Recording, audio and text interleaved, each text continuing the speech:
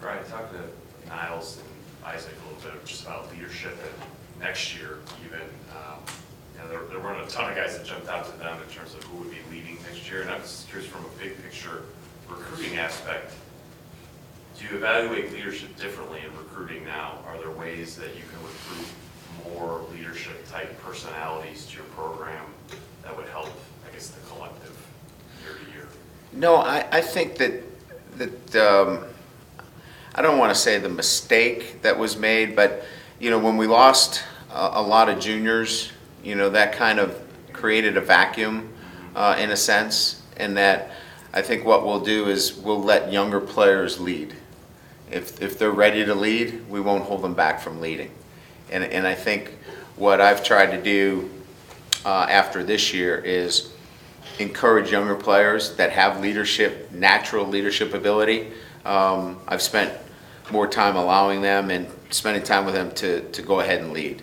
And I think we've got some guys that are already showing the kind of leadership capabilities, and not to give any guys the captain C, but Greer Martini, Drew Tranquil, are guys that stand out to me right away. Niles Morgan. I mean, there's three guys right there that have done a really, really good job of leading immediately. So I think we're going to be in pretty good shape there. But I think in answering your question, I don't want to close the door for younger players to lead if they're capable of leading. How much, I guess, effort do you put into looking at that and recruiting at all?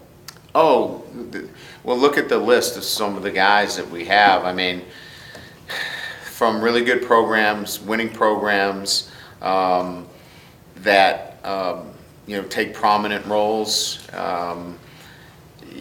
You can see that is part of what we're looking for.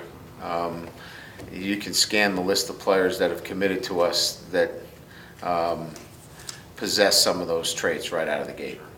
Off topic a little bit, I'm sure you're aware of what Ken Ekanem had to say about his relationship with Notre Dame as a recruit. I was just wondering, what do you remember about that recruiting process, the way it ended, him going to Virginia Tech? I do remember Coach Diaco recruiting, but I remember us filling up. I've never pulled a scholarship from any player. It's never anything that I've ever done in my career.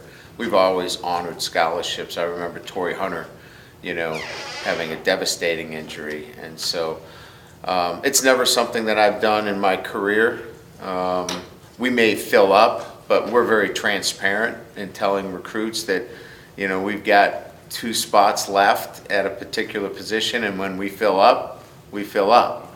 And I'm certain we were transparent about whatever the process was, and I can't recall exactly.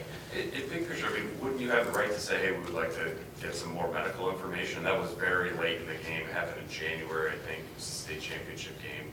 Wouldn't you want more information at that point? I think we would ask questions about the severity of the injury. In today's medical world, an ACL doesn't scare me. Microfracture or things of that nature where there's a potential for,